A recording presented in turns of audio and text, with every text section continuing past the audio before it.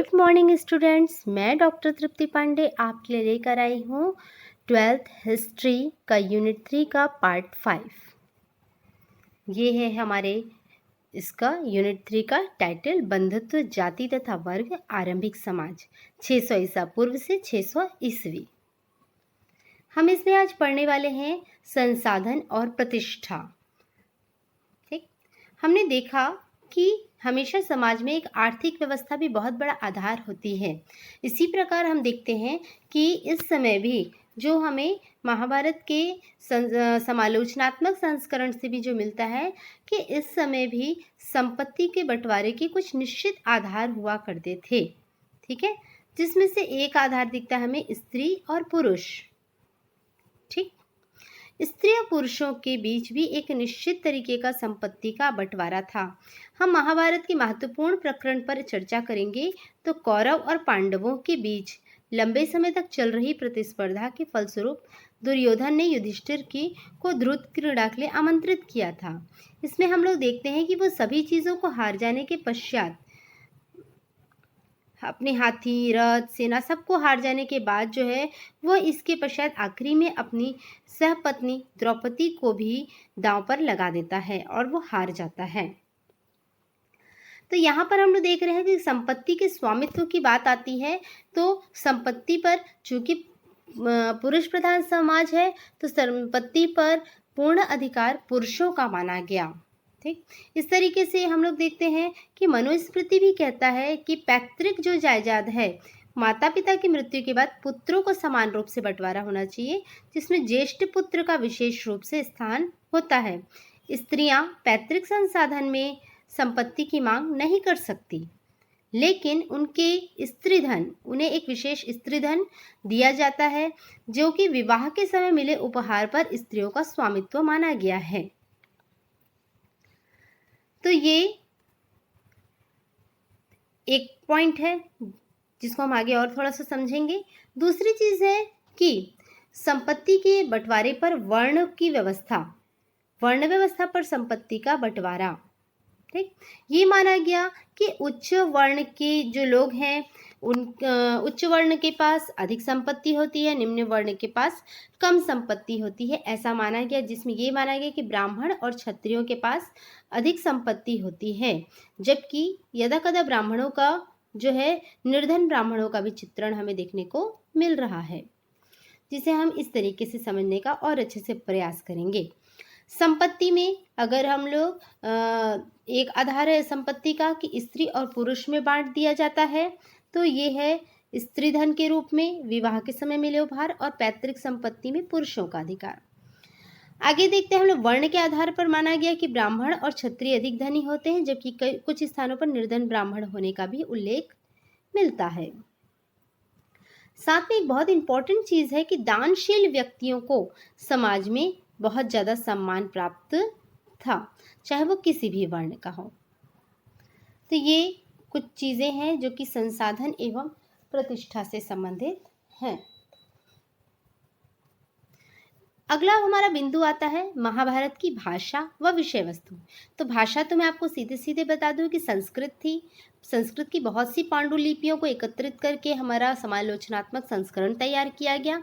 इसकी विषय वस्तु में दो चीजें थी, एक आख्यान और एक उपदेशात्मकता।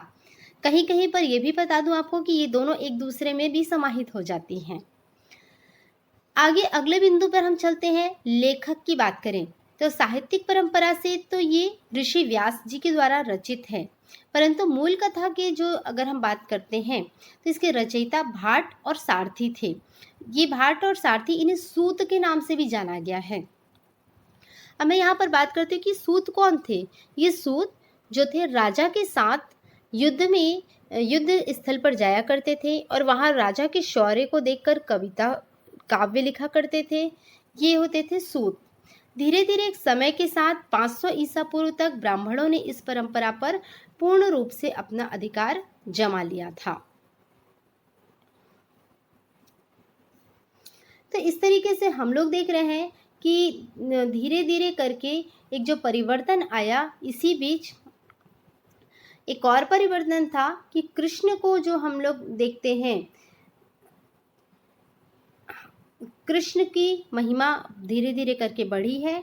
200 से 400 ईसा पूर्व के बीच मनुस्मृति भी लिखी गई और धीरे धीरे करके हम लोग देख रहे हैं कि महाभारत में कई अंश जोड़े गए और 10,000 श्लोकों से बढ़कर 1,00,000 श्लोक ये हो गए।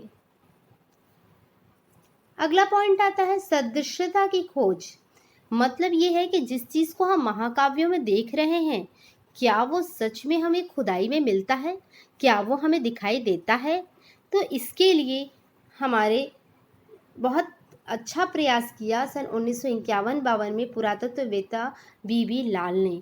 इन्होंने मेरठ के उत्तर प्रदेश के हस्तिनापुर नामक एक गांव का उत्खनन किया और ये चीज़ देखा, पता किया कि क्या महाकाव्य में वर्णित ये हस्तिनापुर यही है। इन्होंने ऐसा प्रयास किया। इन्होंने जब यहाँ खुदाई की तो यहाँ आबादी के 5 स्तर के साक्ष्य मिले, जिसमें से खासकर दूसरा और तीसरा हमारे लिए बहुत विशेषण महत्वपूर्ण है, जिसकी मैंने पिछले पार्ट में आपसे चर्चा भी की है। विथ डायग्राम आपको समझाया है कि दूसरा और तीसरा जो था वो हमारे लिए कितना ज़्यादा महत्वपूर्ण रहा है।